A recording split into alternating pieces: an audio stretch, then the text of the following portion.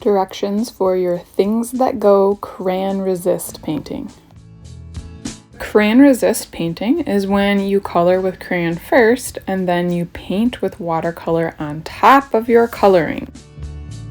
As long as you don't color too dark, the little bitty white spaces in between your coloring marks is where the paint will soak into the paper.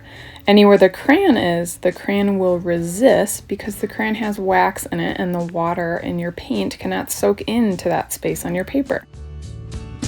Something to think about is that your thing that goes does not have to look exactly like mine, but I will have these pictures up for you to look at and the drawing steps just in case you need them. When you're working on your drawing, just think about the shapes that you already know that you're just simply putting together to create a thing that goes. Remember your name and teacher code on the back. Start by selecting different size circles for your wheels. When you add your wheels, you want them to be a few fingers from the bottom, maybe 2, and a finger or 2 from the edge so you have extra room for details. Hold on very tightly to the circle shape you're tracing. Stop where your hand's in the way and pick up your hand and continue tracing. And for this, I'm just going to create the tractor. And I decided I wanted my wheels to be different. I'm making sure they are lined up so one wheel is not higher than the other. And I'm going to hold on to that circle shape and carefully trace around the circle, putting my pencil against the edge and stopping where my hand is in the way, but I'm pushing down with my hand the whole time. And I want to add a small circle on the inside. Could be large, could be small, you get to decide. When you do this, it's really helpful to look down at it and make sure that you have the same amount of space all the way around your circles. Then start adding extra details like the bottom of your vehicle. So this is the bottom of my tractor. And I'm just going to add a square shape that is connected to my wheel, or a rectangle, whatever it ends up to being. A little muffler, another shape, square shape or rectangle shape for the window, another window, and yet again, another little rectangle shape. These are all shapes that we know that we can just put together to create our own cool thing that goes. Notice I drew my tractor really big. I'm using up almost all of my paper. After you have your thing that goes, add maybe some grass or a road. You get to decide what details that you want to add in your background. You could add a sky, you could add birds, trees, anything that you can imagine to fill up your picture and add lots of interesting details. When you're done drawing your picture in pencil, use a black Sharpie marker to carefully retrace all of your gray pencil lines. Really take your time so that your lines are as nice as possible. And it's okay to turn your paper if that's helpful for you to make nicer lines as you trace. When you have made sure to trace all of your pencil lines with marker, then you're going to use crayons to carefully color inside of your lines, little slow movements.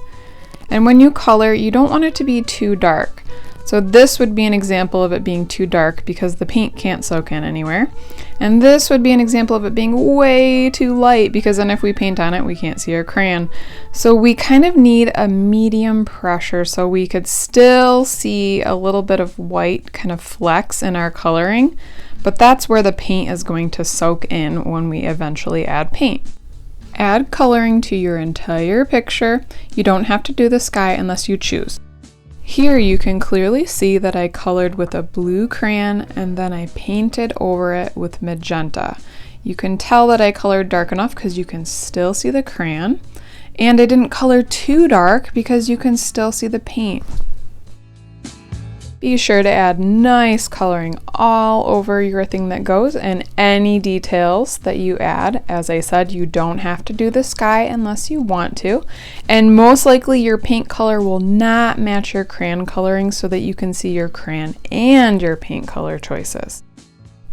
We won't be adding paint today, but on the second day we will. So whatever color you've colored with crayon, you're going to choose a different color of paint to paint on top of it.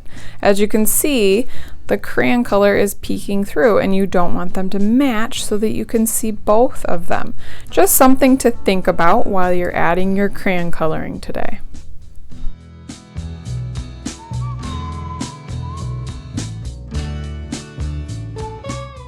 When you're ready to add paint, you're going to dip into your watercolor and paint a different color paint on top of the color of crayon you chose. I think I chose kind of a yellowy orange color, and I'm painting on top of it with some turquoise blue.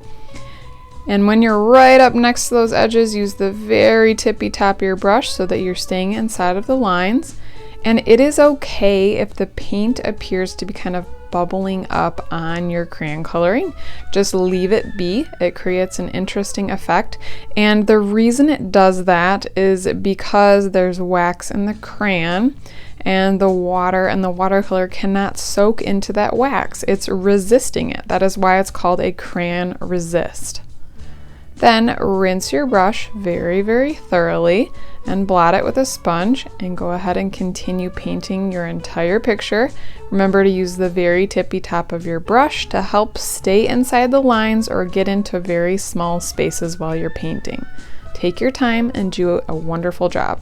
Remember to pick up your brush every time you make a new mark with the paint on your paintbrush, and when you're ready to switch colors, rinse very, very well and then give a blot on your sponge.